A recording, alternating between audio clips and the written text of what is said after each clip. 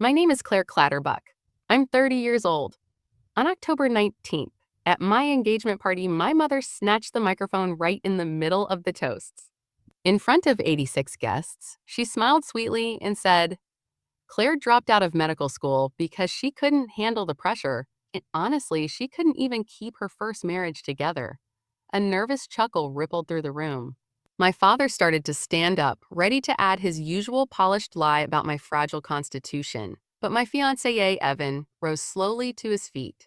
He looked my mother dead in the eyes, his voice calm but sharp as a blade. Mrs. Clatterbuck, before you keep going, would you like to tell everyone why you really pulled Claire out of medical school? Or should I do it for you? My mother's champagne glass slipped from her fingers and shattered on the marble floor. The entire room went dead silent. They thought they knew my story. They were wrong. Before we dive deeper into what really happened that night and the secret my parents had been hiding for years, if you've ever been publicly shamed or misunderstood by your own family, take a second to like this video and subscribe. Only if this story truly resonates with you, and drop your location and local time in the comments. I'd love to know where you're listening from. I grew up in Benmer, Pennsylvania, zip code 1901. If you know the main line, you know what that means. Old money neighborhoods, tree-lined streets, country club memberships that get passed down like heirlooms. My parents had their membership at Marion Cricket Club, the kind of place where you didn't just play tennis, you performed respectability. In our world, what people thought of you wasn't secondary to who you were. It was who you were. My mother, Diane, was a hospital administrator. Smart, polished, terrifyingly efficient. She could walk into a room and assess the power dynamics within 30 seconds. She made around $180,000 a year, but you'd never know it from how carefully she managed appearances. Every dinner party we hosted, and there were many 12 to 16 guests on average, was choreographed like a performance. The right wine, the right conversation topics, the right amount of self-deprecation mixed with subtle boasting. My father, Lawrence, was vice president of financial operations at a regional pharmaceutical company called Penridge Therapeutics. Their offices were in Concho Haywen, about 20 minutes away. He had the kind of job that sounded impressive at cocktail parties. He wore expensive suits and talked about market positioning and strategic growth initiatives. Looking back, I can see he was always performing too. We all were. I went to private school, $32,000 a year for tuition. I did well. Well enough to get into a good college. Well enough to maintain the family narrative. The narrative was simple. The Clatterbucks were successful, stable, respectable. We had struggles, sure, but we handled them with grace. We didn't air our problems. We solved them quietly and moved on. When I got into the University of Pennsylvania's Perelman School of Medicine in April 2017, one of 150 students accepted that year, my mother cried. Not from joy exactly, from relief. She'd spent 22 years investing in this moment. Her daughter, the future doctor, it was the ultimate social proof. I remember her at the acceptance celebration dinner. She stood up with her wine glass and said, "To Claire, who worked so hard, who never gave up." She looked around the table at our family friends, and I saw it, that flash of triumph, like she'd won something. She had no idea how quickly she'd cash it out. Medical school was hard. Everyone says that, but until you're in it, you don't really understand. Moan first year is like drinking from a fire hose. Anatomy, physiology, biochemistry, all at once. I studied in the biomed library until they kicked us out at midnight. I had a study group, 5 of us, meeting every Tuesday and Thursday. We'd quiz each other on muscle origins and insertions until the words stopped making sense. My anatomy lab partner was Sophie Brennan, sharp, funny, from New Jersey. Oh, we'd stand over our cadaver, a 73-year-old man who donated his body to science, and try to find the recurrent laryngeal nerve without cutting it. Those hours in the lab were oddly peaceful, just us and the work. No performance required. I commuted from Benmer to PennMed's campus in West Philadelphia. 35 minutes on the SEPTA regional rail if I caught the express. I'd usually read on the train, review notes, articles, whatever was due that week. The rhythm of it felt right, purposeful. My Moan GPA was 3.76, top 25% of my class. Not the very top, but solid, strong. I wasn't drowning. I was thriving. When I started M2 in August 2018, I felt confident. Second year was supposed to be harder, more clinical exposure, more integration of knowledge, but I was ready. My parents loved telling people I was at Penn Med. At dinner parties, my mother would casually mention it. Oh, Claire's in her second year at Penn doing very well. The pride in her voice was unmistakable. What she didn't mention was that by late November, something had shifted at home. My father started coming home early, 3 days in a row that first week of December. In our family, you didn't leave work early. You stayed until the job was done, until you'd proven your commitment. Early departures meant weakness or worse trouble. I asked him about it once. Is everything okay at work, Dad? He smiled. Just some year-end reorganization, nothing to worry about. But I noticed the way he said it. Too casual, too quick. On December 18th, my mother canceled our annual holiday open house. We always had it. 45 to 50 guests catered hors d'oeuvres. The house decorated like something out of a magazine. She sent the cancellation email a week before. Subject line, postponing this year's gathering. Reason given, your father isn't feeling well. That wasn't like her. Diane Clatterbuck didn't cancel social obligations for minor illnesses. She showed up to events with migraines, with stomach bugs, with whatever else might be going on beneath the surface. Appearances mattered more than comfort. Looking back, I can pinpoint the exact moment the cracks started showing.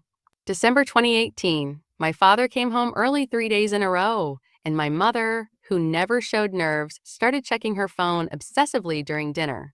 On January 8, 2019, my mother called me into the library. It was 7:30 at night. I'd just gotten back from campus. I was exhausted. We'd had a practical exam that morning on cardiovascular pathology, and I was planning to make tea and review notes before bed.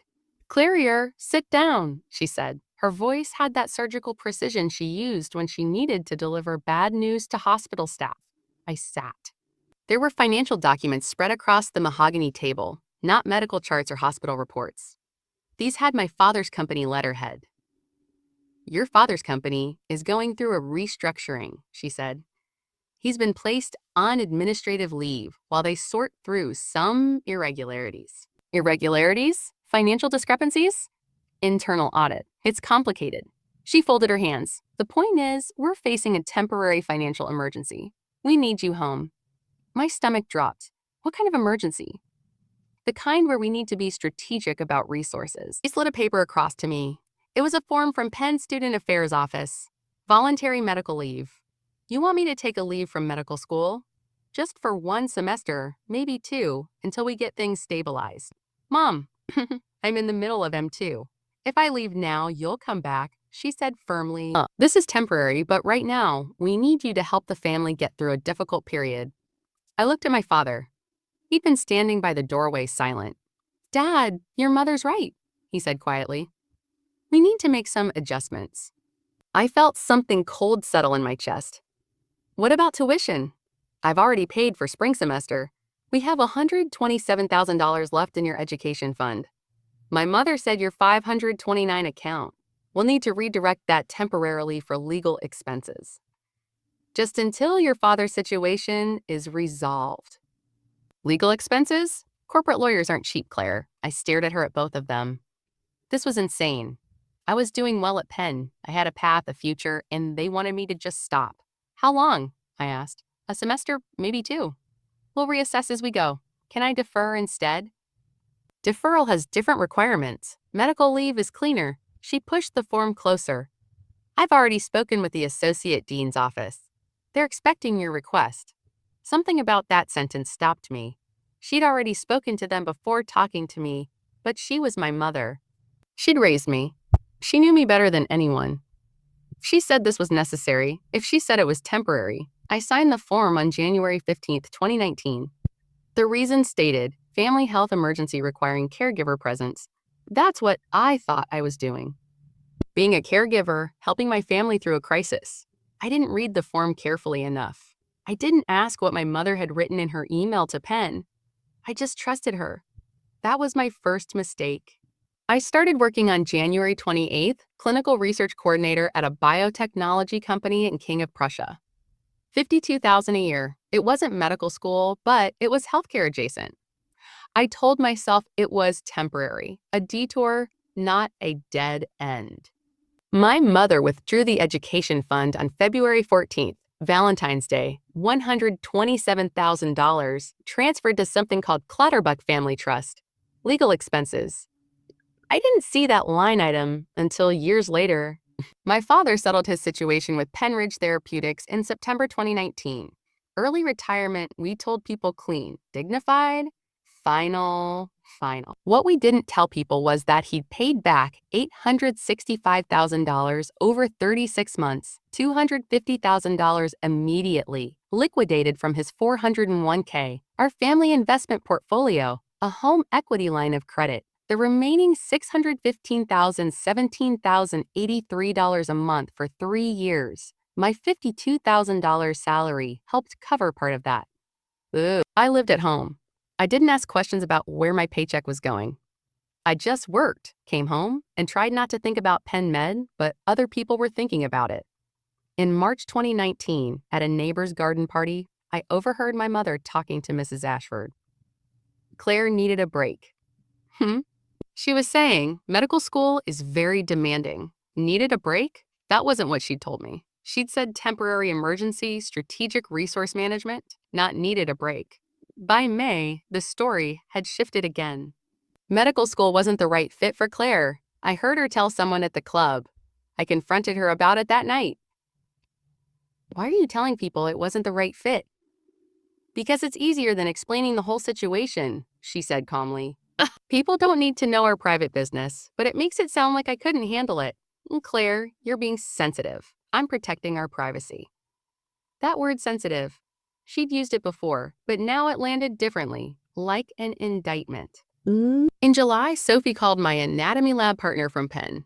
Hey, she said, her voice careful. I ran into your mom at some healthcare conference.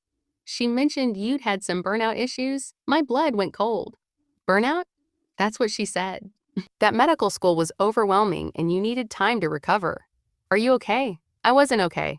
But I didn't know how to explain that the story my mother was telling wasn't the story I'd lived. I'm fine, I told Sophie. Just family stuff. I'll be back soon. But I wouldn't be back. And somewhere deep down, I was starting to realize it. My father's settlement was finalized in September. Resignation plus restitution. The company agreed not to pursue criminal charges in exchange for cooperation and full repayment. It was handled quietly, internally, professionally. No public record, no scandal, just our family paying in silence. By fall 2019, even I started to wonder, maybe I really wasn't strong enough. Maybe they were right. Maybe I'd been struggling at Penn without realizing it. And my mother, trained administrator, expert problem solver, had seen what I couldn't. When you hear the same lie enough times, it starts to sound like truth. In November 2019, my mother introduced me to Grant Hollowell. He's an investment advisor at UBS, she said like she was reading off a resume. 33 from a very good family. I think you two would get along. We met at a hospital fundraiser. Grant was handsome in that clean-cut mainline way. Pressed khakis, blue blazer, firm handshake. He seemed kind, stable, the kind of person who had his life figured out. We started dating in December. Every Sunday we'd have dinner with my parents. My mother would ask Grant about our plans, where we were going, what we were doing, how things were progressing. It felt less like casual interest and more like supervision. Grant proposed in May 2020. Simple ring, romantic setting, all the expected beats. When he asked, I said yes because it felt like the logical next step. Because I was 25 and directionless, and he seemed like a good person. Because my mother cried when we told her, and this time I knew exactly what the tears meant. Relief again. We got married on June 13th, 2020. Small wedding, 38 guests. We used pandemic restrictions as the excuse, but honestly, I didn't have many friends left to invite. Most of my college friends had drifted away. My Penn friends had moved on. I'd become someone whose life had narrowed to work, home, and the slow erosion of whatever I used to be. There was no honeymoon. We should be financially prudent, Grant said. I thought he was being responsible. I didn't realize he thought I needed to be managed. The red flags started small. Grant would reference things my mother had told him. Your mom mentioned you get anxious about big decisions, or your mother said you've been through a lot. I want to make sure you're not taking on too much. Taking on too much. Anxious about big decisions. These weren't things I'd said about myself. These were my mother's words filtered through Grant's concern. In October 2020, I mentioned wanting to apply to MPH programs part-time while working a way back into healthcare, even if not medical school. Grant hesitated. Maybe wait a year, let things settle. Things are settled, I said. Your mother thinks you might be pushing yourself too hard again. Again? That word hung in the air. What do you mean again? He blinked. You know, like before at Penn. What did she tell you about Penn? That you had some challenges? That medical school was really hard on you. 18 months into our marriage, during an argument about my career, he said something that stopped me cold. Your mother warned me you'd try to do too much again. She said, you don't always recognize your limits. I stared at him.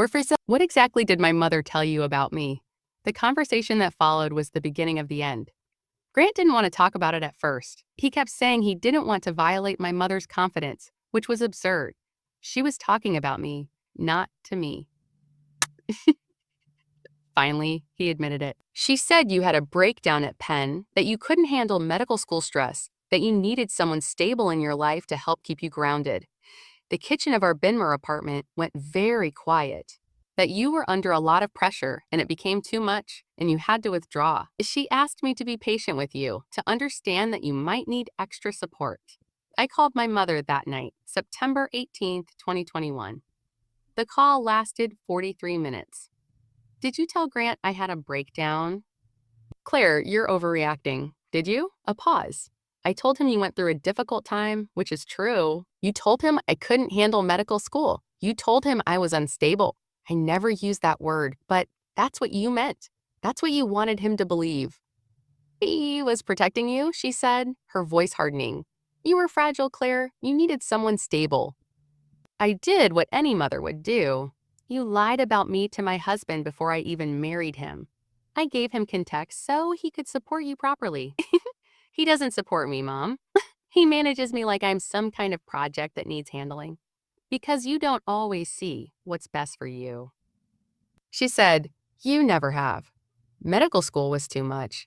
I knew it. I pulled you out before you completely fell apart. And I made sure Grant understood what he was getting into so he wouldn't be blindsided when I hung up. That's when I knew. She believed her own lie. She'd rewritten history so thoroughly in her mind that she couldn't see the difference between what happened and what she decided happened. And if she'd lied to Grant about me, what else had she lied about? I moved out in October 2021. My college friend Emily had an apartment in Ardmore and let me stay in her spare room. I filed for separation on October 28th. Grant didn't fight it. I think part of him was relieved. I don't blame you for believing her, I told him when I left. I blame her for making you believe it. The divorce took 6 months to finalize. Pennsylvania is a no-fault state and we didn't have kids or significant assets to divide. It was over by April 2022. If you're still here, that means this story is hitting close to home. Do me a favor, smash that like button and subscribe so you don't miss the moment everything changed. Drop your location and local time below. I want to know who's listening at 2 a.m. with me tonight. But the unraveling of what I thought I knew was just beginning. In June 2022, I was sorting through divorce paperwork Grant's lawyer had sent, tax documents, mostly forms we'd filed jointly that needed to be separated out. Schedule A, itemized deductions. And there it was, line 43, education fund withdrawal penalty, $127,000. Date, February 14th, 2019. I'd known about the withdrawal. What I hadn't known was the destination. The notation in the margin, Clatterbuck Family Trust, legal expenses, not medical emergency, not family health crisis, legal expenses. I sat on Emily's couch and stared at that line for 20 minutes. Then I called Penn. Student Affairs. This is Karen speaking. Hi, my name is Claire Clatterbuck. I was a student at Perelman School of Medicine. I took a medical leave in January 2019, and I need to request my complete file all correspondence related to my withdrawal. There was a pause. May I ask why you're requesting this? I'm reviewing my academic records for personal reasons. All right, I'll submit the request. It usually takes about 2 weeks. It took 13 days. The email arrived on July 28, 2022.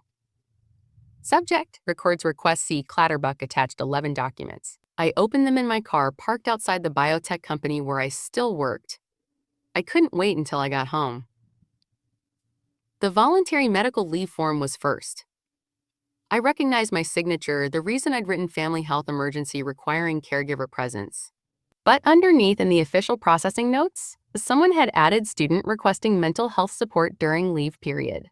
I never requested mental health support. I never wrote those words. I scrolled to the next document.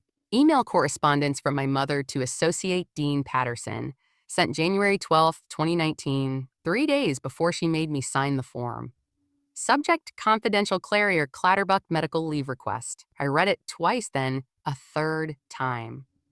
Dear Associate Dean Patterson, I am writing regarding my daughter Claire Clatterbuck, currently in her 2nd year. Claire has been experiencing significant anxiety and stress adaptation issues related to the academic demands of medical school. Our family is seeking appropriate mental health support for her during this time. We respectfully request accommodation for voluntary medical leave effective immediately. We appreciate your discretion in this sensitive matter. Yo, Diane Clatterbuck. Anxiety and stress adaptation issues. Mental health support. Our family is seeking, not Claire is seeking. Our family. She'd made it sound like I was falling apart, like I was the one who couldn't cope.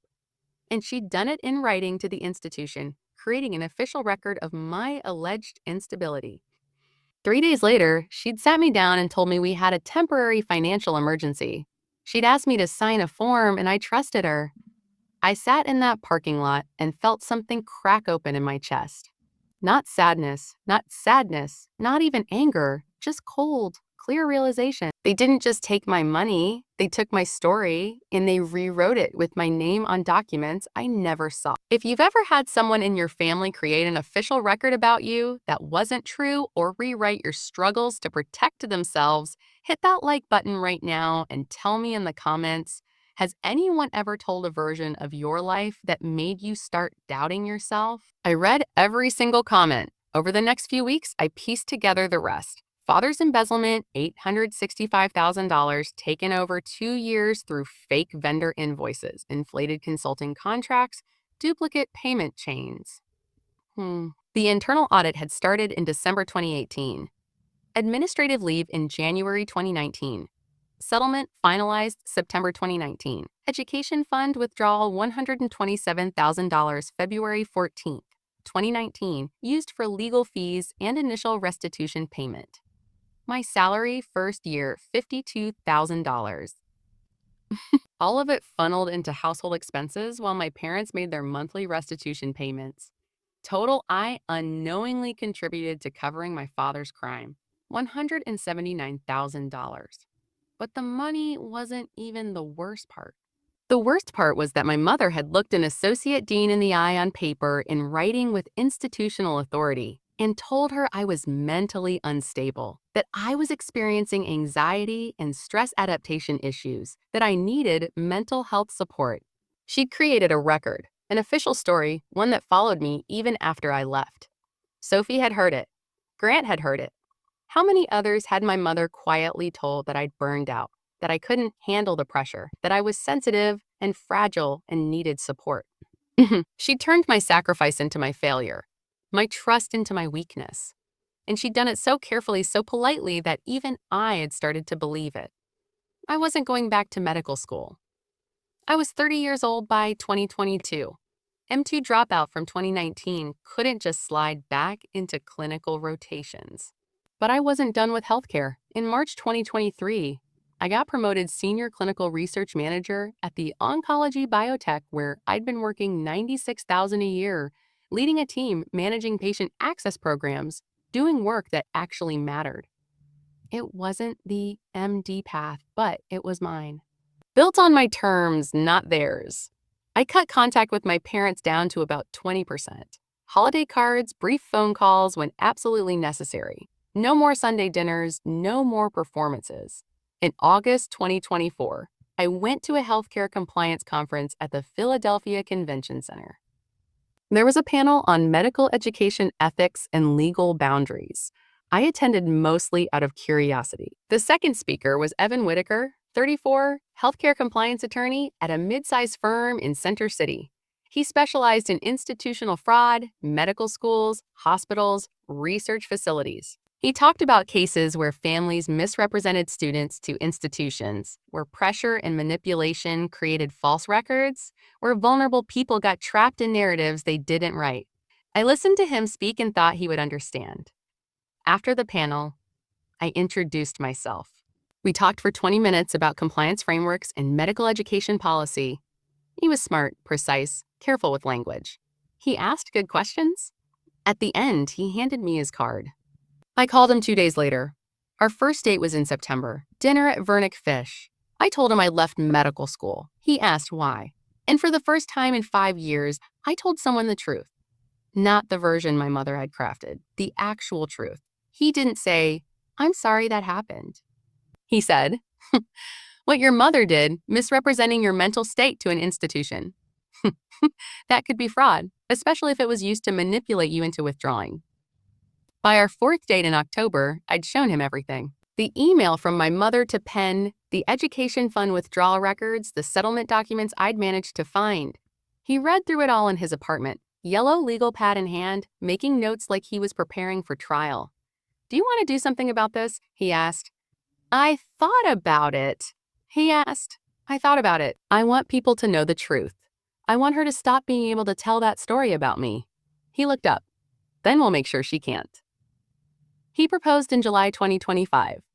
Morris Arboretum early morning before the crowds arrived. Simple ring, $4,200. My choice. Practical. When he asked, I said yes because he saw me. Not the version my parents had invented. Not the girl who couldn't handle pressure. Me. I love the real you, he said. Not the version anyone tried to write.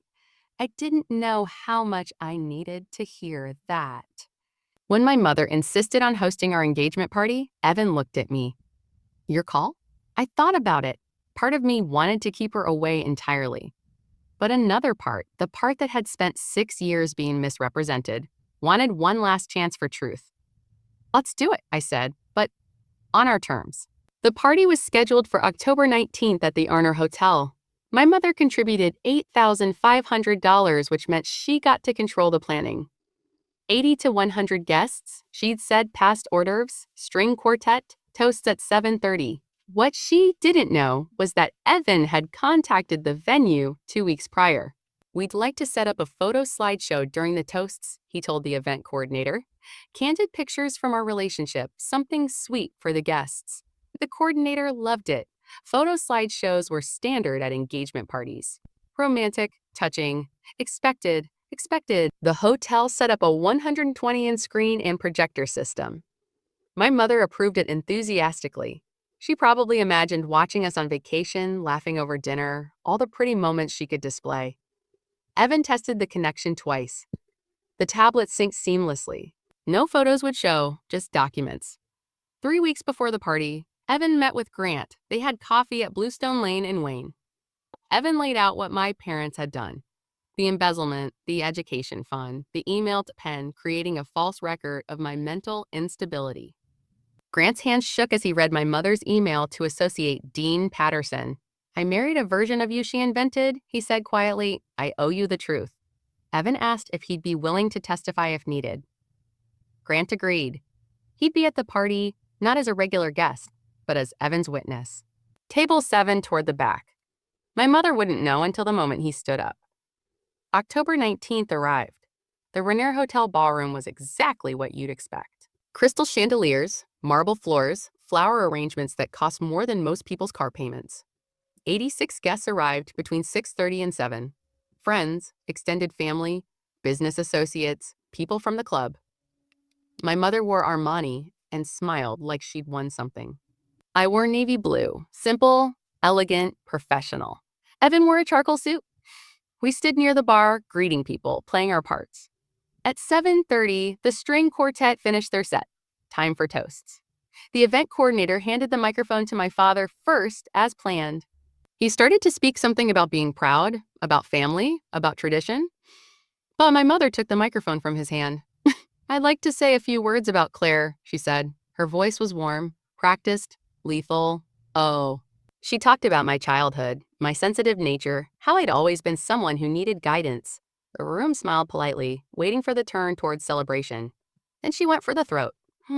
Medical school at Penn was too much pressure for Claire, she said. She dropped out in her second year. She couldn't keep up with the demands. A sympathetic smile. And her first marriage, well, some people just aren't ready for that kind of commitment. Murmurs rippled through the crowd, uncomfortable glances. My college friend Emily's eyes went wide. I stood very still. This was the moment Evan and I had prepared for, the moment we'd known was coming. My father started to add something, probably another carefully crafted lie about my fragile constitution, about how they'd supported me through difficult times. But Evan stood up first. He had a leather portfolio in his hand. His voice when he spoke was calm, clear, the voice of someone who knew exactly what he was about to do. "Mrs. Clatterbuck," he said, "before you keep going, would you like to tell everyone why you really pulled Claire out of medical school? Or should I do it for you?" My mother's champagne glass slipped from her fingers. Crystal shattered on marble. The entire room went dead silent. Evan walked toward the screen. The venue coordinator, who'd been standing by with the slideshow remote, handed it to him without question. This was the moment the photos were supposed to start. The screen lit up, not with pictures of us laughing on the beach, with an email from Diane Clatterbuck to Associate Dean Patterson, Perelman School of Medicine. Date January 12, 2019, subject confidential. Claire Clatterbuck medical leave request. Evan didn't read the whole thing aloud. Aloud. He didn't have to. The key phrases were highlighted. Claire has been experiencing significant anxiety and stress adaptation issues. Our family is seeking appropriate mental health support for her. We respectfully request accommodation for voluntary medical leave. 86 people read it in real time. Someone gasped. Aunt Patricia, my mother's sister, whispered, "Diane, what is this?" My mother tried to speak. "That's taken out of 'let me provide context,'" Evan said. His tone was courtroom professional. This email was sent 3 days before Claire signed her medical leave form. Claire was never told about this email. She didn't request mental health support. She didn't know her mother had told Penn she was experiencing stress adaptation issues. He pressed the remote. The next document appeared. Bank withdrawal record, February 14th, 2019. $127,000 from Clatterbuck Education Fund, 529 account. Destination, Clatterbuck Family Trust. Legal expenses, Claire Ayers Education Fund, Evan said. Withdrawn without her knowledge. Not for a family health emergency as she was told. For legal expenses. People were leaning forward now, reading the screen, doing the math. Evan pressed the remote again. Employment separation agreement. Lawrence Clatterbuck Penridge Therapeutics, September 2019. The details were redacted. Evan had made sure to protect what needed protecting, but one line was clear. Restitution, $865,000 over 36 months in resolution of financial misconduct. Not severance, restitution, financial misconduct. My father's face went crimson. "This is a private matter, is it?" Evan's voice was still calm, still precise. "Because your wife just publicly called your daughter a medical school dropout who couldn't handle pressure." She made it sound like Claire failed. "So, let me be clear about what actually happened." He turned to face the crowd. Claire didn't drop out, she was pulled out. In January 2019, Mr. Clatterbuck was under investigation for embezzling $865,000 from his employer. His wife, he gestured to my mother, told Claire there was a family financial emergency. She asked Claire to take medical leave and start working to help support the family. And then she sent this email to Penn, creating an official record that Claire was mentally unstable.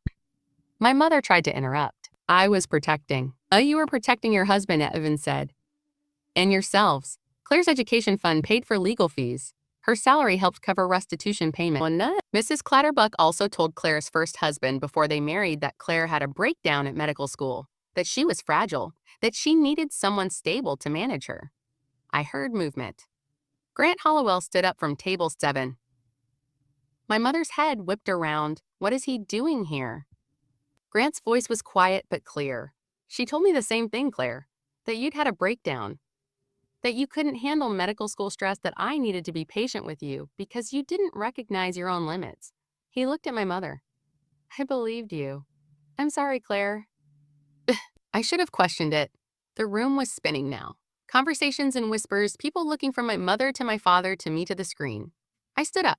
My voice when I spoke was steady. I was in the top 25% of my class, mother. Moan GPA 3.76. I wasn't struggling. I wasn't struggling. I wasn't failing. You pulled me out to pay for Dad's mistakes. You took my education fund. You told Penn I was mentally unstable. You told my husband I'd had a breakdown. And then you spent 6 years telling everyone I was too weak to finish medical school. I looked around the room at the 86 people who just heard everything. Didn't fail, I said. You did. The room was silent except for my mother's heels clicking on marble as she walked out. My father followed. 63 guests left with them, or shortly after. Some were uncomfortable. Some were following my parents out of loyalty or awkwardness. Some just didn't know what to do. 23 stayed. That moment when the truth finally came out in front of everyone. If this gave you even a little bit of justice for your own story, hit like right now and comment below. What would you have done if your family publicly rewrote your life like this? I read every comment and I replied to as many as I can. Emily was the first to approach me. Your mom told everyone you had a nervous breakdown years ago at Penn. I believed her. Claire, I'm so sorry. 12 people said some version of that. I never knew. I'm sorry I believed it. I should have asked you directly. Aunt Patricia called the next morning. I always thought something was off about your mother's story, she said. Diana's very good at controlling narratives. Too good. Over the next 2 days, I received 14 text messages from extended family members asking for the full story. I sent them the same response. What Evan showed at the party is the truth. That's all I have to say. My father sent an email on October 21st.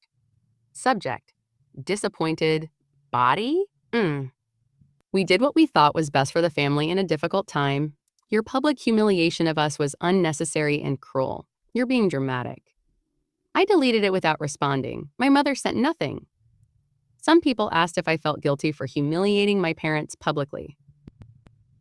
I didn't. They'd humiliated me privately for 6 years. They'd told friends, extended family, my husband, my medical school that I was unstable, fragile, unable to cope.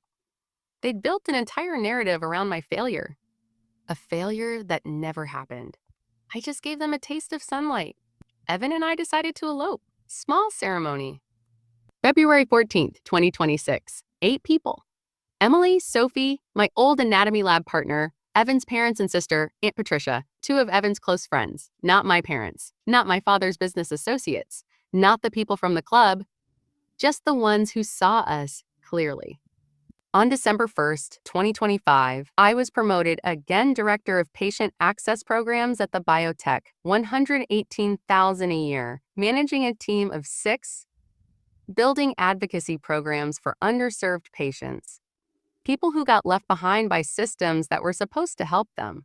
I didn't get my mid-D, but I got here on my own terms.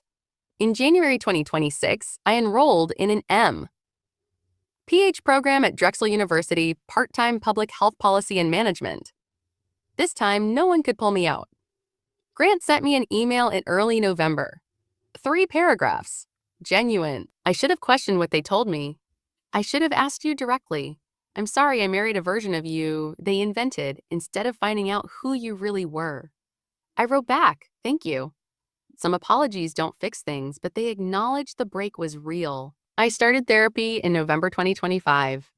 Not because I was unstable, because I was finally stable enough to process what had been done. My therapist asked me once, when did you start believing your mother's version of you? The day I signed that form, I said, I don't have much contact with my parents now. Holiday cards. That's it. I tried calling my mother once after the party on October 23rd. The conversation lasted 4 minutes. I need space, I told her. You humiliated us, she said.